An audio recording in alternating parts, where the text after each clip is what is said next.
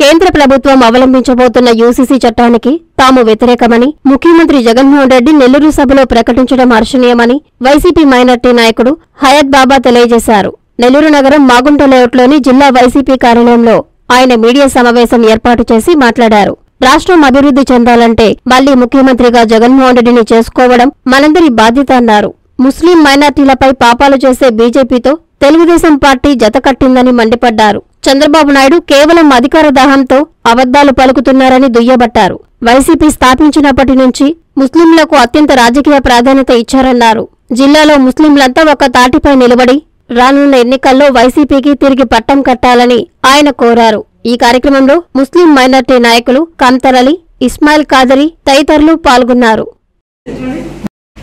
జగన్మోహన్ రెడ్డి గారు నెల్లూరు పర్యటనలో భాగంగా ఆయన ముస్లింలని ఉద్దేశించి ప్రసంగిస్తూ ముస్లింలకు ఏదైతే వ్యతిరేకంగా అమలయ్యే ఏ చట్టాలు ఏదైతే తయారు చేస్తారో దానికి వైఎస్ఆర్ కాంగ్రెస్ పార్టీ వ్యతిరేకిస్తుంది. 100 ఏదైతే 4% రిజర్వేషన్ ఉందో అది అమల్లో ఉంటుంది అని చెప్పి, అదేవిధంగా ఎన్ఆర్సి, సిఏఏ ఈ చట్టాల గురించి ప్రస్తావిస్తూ ముస్లింల మనోభావాలు కించపరిచే ఏ విషయమైనా దానికి మేము వ్యతిరేకిస్తాము అని చెప్పి గౌరవనీయులు ముఖ్యమంత్రి వర్యులు వైఎస్ జగన్మోహన్ రెడ్డి గారు చెప్పినందుకు ముస్లింల తరఫున మేము జగన్మోహన్ రెడ్డి గారికి ప్రత్యేక ధన్యవాదాలు తెలుపుతూ ఆయనకు ఆ అల్లాహ్ మరలా ముఖ్యమంత్రి చేయాలని చెప్పి మేము ప్రార్థిస్తున్నాము. అయితే మొన్న చంద్రబాబు నాయుడు గారు నెల్లూరు పర్యటనకు వచ్చినప్పుడు ఆయన ముస్లింలను ఉద్దేశించి ఒక్క మాట కూడా మాట్లాడకపోవడం గమనార్హం చెప్పి ఈ సందర్భంగా ప్రతి ఒక్కరికి మనవి చేస్తా ఉన్నాం. అయితే మనం చూస్తా ఉన్నాం, బీజేపీ వారు స్వయంగా ప్రధానమంత్రి నరేంద్ర మోడీ గారు నేను బతికి ఉన్నంత వరకు ముస్లింల రిజర్వేషన్ అవ్వనీయను అని చెప్పి డంకాపదంగా ఒక పక్క చెప్తా ఉంటే దాన్ని ఖండించే ధైర్యం చంద్రబాబు నాయుడు గారికి ఉందా అని చెప్పి ఈరోజు మేము అడుగుతా ఉన్నాము. అయితే ఎస్సీ, ఎస్టీ, బీసీ మైనారిటీల పార్టీ వైఎస్ఆర్ కాంగ్రెస్ పార్టీ అని చెప్పి జగన్మోహన్ రెడ్డి గారు పార్టీ ఆవిర్భావం నుంచి రాజకీయంగా కూడా రిజర్వేషన్ కల్పించి ముస్లింలకు రాజకీయ ప్రాధాన్యత ఇచ్చినటువంటి సందర్భం మనం చూశాం. నిన్న నెల్లూరు పర్యటనలో జగన్మోహన్ రెడ్డి గారు ఒక మాట చెప్పారు, ముస్లింలకు మేము ఎట్టి పరిస్థితిలో అండగా ఉంటామని చెప్పి చెప్తూ ఈమాన్, ఇజ్జత్ కు అండగా ఉంటాము అని చెప్పి జగన్మోహన్ రెడ్డి గారు చెప్పడం ఆయనకి కృతజ్ఞతలు తెలియజేస్తా ఉన్నాము. చంద్రబాబు నాయుడు గారు నరేంద్ర మోడీ సభలో ఆయన ఏం చెప్పారంటే, आप जो फैसला लेंगे हम उसका साथ देंगे అని చెప్పి ముస్లింల మనోభావాలను దెబ్బతీశారని చెప్పి కూడా ఈ సందర్భంగా తెలియజేస్తా ఉన్నాము. సోదరులారా, ఒక ముస్లిం జాన్ కా సద్కా మాల్, ఇజ్జత్ కా సద్కా జాన్ అంటాడు. ఎందుకంటే ఒక ముస్లిం, ఒక విశ్వాసి తన ఏదైతే మనోభావాలు ఉంటాయో ప్రాణం కన్నా ఎక్కువగా దాన్ని కాపాడుకునే ప్రయత్నం చేస్తాడు అని చెప్పి కూడా ఈ సందర్భంగా తెలియజేస్తూ, జగన్మోహన్ రెడ్డి గారు ఈ రాష్ట్రంలో ఆయన పార్టీ స్థాపించి ముస్లింలకు రాజకీయంగా అభివృద్ధి చెందాలని, ముస్లింలు రాజకీయంగా అభివృద్ధి చెందాలని వారికి రాజకీయ ప్రాధాన్యత ఇచ్చిన సందర్భం మనం చూసాము. ఈ భారతదేశంలో ఏ ప్రాంతీయ పార్టీ పుట్టినా ముస్లింలకు జగన్మోహన్ రెడ్డి గారు ఇచ్చినటువంటి ఇజ్జత్, ఈమాన్ ఏదైతే ఆయన చెప్పారో అలాంటి సందర్భాలు ఏ రాష్ట్రంలో జరగలేదు. ఏ ప్రాంతీయ పార్టీ కూడా ముస్లింలను పట్టించుకోలేదు అని చెప్పి కూడా ఈ సందర్భంగా రాష్ట్ర ముస్లిం సోదరులకు తెలియజేస్తూ, జగన్మోహన్ రెడ్డి గారు ఏదైతే ముఖ్యమంత్రిగా ఆయన ఈ రాష్ట్రంలో కులాలకు, మతాలకు, ప్రాంతాలకు అతీతంగా, పార్టీలకు కూడా అతీతంగా సేవలు అందించినటువంటి ఘనత జగన్మోహన్ రెడ్డి గారు అని చెప్పి కూడా మరొక్కసారి ముస్లిం సోదరులకు, రాష్ట్ర ప్రజలకు మనవి చేస్తా ఉన్నాము. నెల్లూరులో ఏదైతే జగన్మోహన్ రెడ్డి గారు ప్రసంగించారో, ఒక పక్క ఆదాల ప్రభాకర్ రెడ్డి గారు ఉన్నారు, ఒక పక్క వేణుంబాక విజయసాయి రెడ్డి గారు ఉన్నారు, సిటీ నియోజకవర్గం నుంచి మొహమ్మద్ ఖలీల్ గారు ఉన్నారు. వారి సమక్షంలో మేము ముస్లింల మనోభావాలు కించపరిచే ఏ అంశమైనా మీకు అండగా ఉంటామని చెప్పి డంకాపదంగా ఈ రాష్ట్ర ప్రజలకు జగన్మోహన్ రెడ్డి గారు చెప్పడం జరిగింది. చంద్రబాబు నాయుడు గారు పక్కన ఉన్నటువంటి రూరల్ అభ్యర్థి, అదే విధంగా ఎంపీ అభ్యర్థి నారాయణ సార్, వీరందరూ ఉన్నారు. అయినా కూడా నెల్లూరులో ముస్లింలు వారు అభద్రతా భావానికి గురై ఉన్నారు. వారి గురించి ఒక్క మాట మీరు మాట్లాడండి అని చెప్పినటువంటి సందర్భము లేదు. అదే విధంగా చంద్రబాబు నాయుడు గారు ముస్లింలని ఉద్దేశించి కనీసం మీకు నేను అండగా ఉంటాను అని చెప్పి భరోసా ఇచ్చినటువంటి దాఖలాలు లేవని చెప్పి ఈ సందర్భంగా తెలియజేస్తూ, ఏదైతే ముస్లింలకు సోదరులారా ఒక్కటి గుర్తుపెట్టుకోండి, ఎక్కడో ఉత్తరప్రదేశ్ లో మన ముస్లింలకు అన్యాయం జరిగింది, వారిపైన దౌర్జన్యం జరిగింది అని చెప్తే ఇక్కడ మేము స్పందించి వారి కోసం దువా చేస్తాం. అదే విధంగా ఆ విషయాన్ని, ఆ దుర్ఘటనల్ని తీవ్రంగా మేము ఖండిస్తాం. అయితే అక్కడ దురాగతాలు, ఆ పాపాలు చేసే బీజేపీ పార్టీ ఈ రోజు తెలుగుదేశంతో జత కట్టి ఉంది.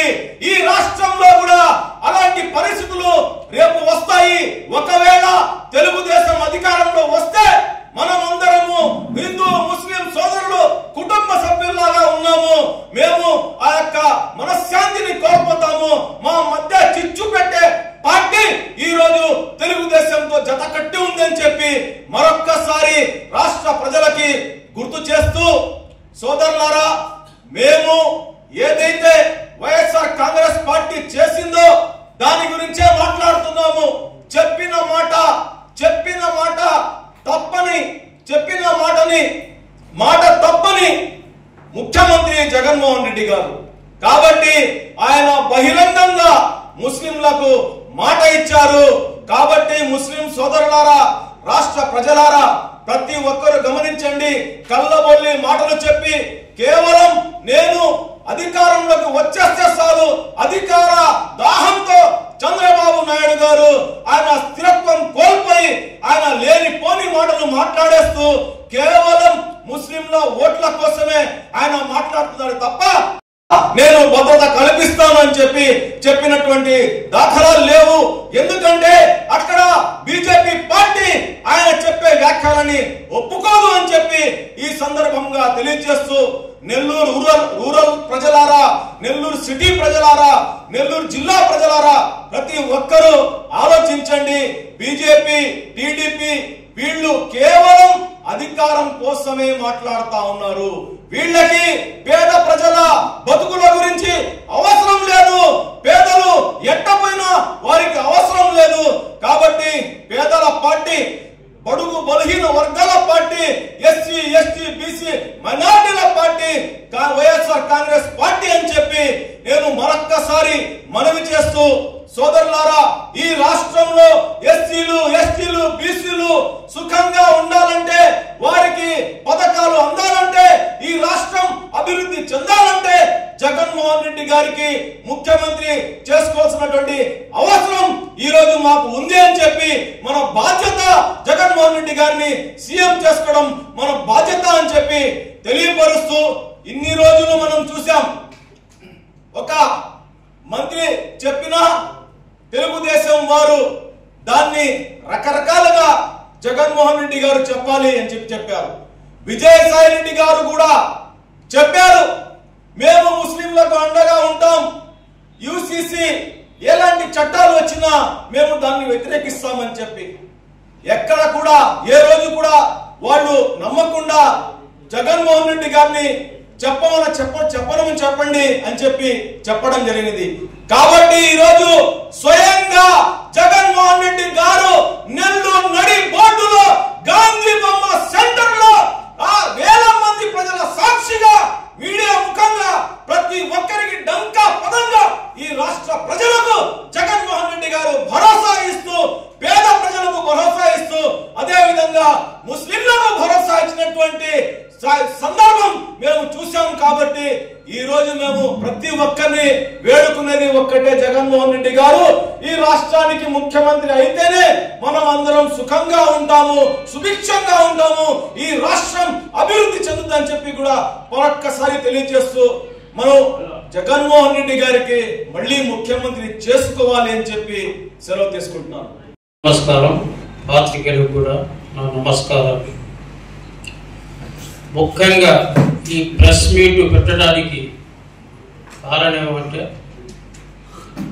నిన్న మీటింగ్లో మన ప్రియతమ నాయకుడు జగన్మోహన్ రెడ్డి గారు గాంధీ బొమ్మ సెంటర్లో వేలాది మంది సమక్షంలో ముస్లింలకు నేను అండగా ఉంటాను, మా నాయన ఇచ్చిన 4% నేను ఎట్టి పరిస్థితుల్లో తీను, దానికి నేను కట్టుబడి ఉంటానని చెప్పారు.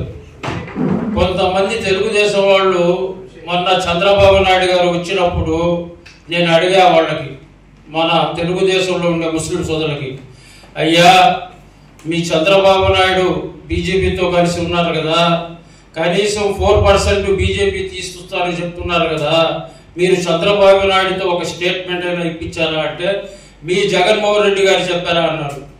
నేను ఇప్పుడు అడుగుతున్నా, తెలుగుదేశంలో ఉండే ముస్లిం సోదరులు కూడా నేను అడుగుతున్నా, నిన్న నడిబొడ్డులో జగన్మోహన్ రెడ్డి గారు ముస్లింలకు భరోసా ఇచ్చి 4% కానీ ఎన్ఆర్సీ కానీ సిఏ కానీ దేనికైనా సరే నేను అండగా ఉంటానని చెప్పారు. కనీసం ఇప్పుడైనా సరే మీ చంద్రబాబు నాయుడు చేత దమ్ముంటే నేను అధికారంలో వస్తే 4% ముస్లింలకి రిజర్వేషన్ పెడతాను, ఎన్ఆర్సీ సపోర్ట్ చేస్తామని చెప్పి మీరు చెప్పించగలరా? నేను ముస్లిం సోదరులు కూడా, అంటే ఈ ప్రెస్ మీట్ లో నేను వైఎస్ఆర్ పార్టీ తరపు నుంచి మాట్లాడటంలే. వైఎస్ఆర్ పార్టీ ఎందుకు ఈ ప్రెస్ మీట్ పెట్టామంటే, ముస్లింకు అండగా ఉంటాడు జగన్మోహన్ రెడ్డి అని చెప్పి మన వైఎస్ఆర్ తరపు నుంచి మాట్లాడుతున్నాం. నేను ఒకటే చెప్తున్నాను, ముస్లిం సోదరులారా, మీరు ఆలోచించండి. బీజేపీకి ఆంధ్రాలో 1% కూడా ఓట్లేదు.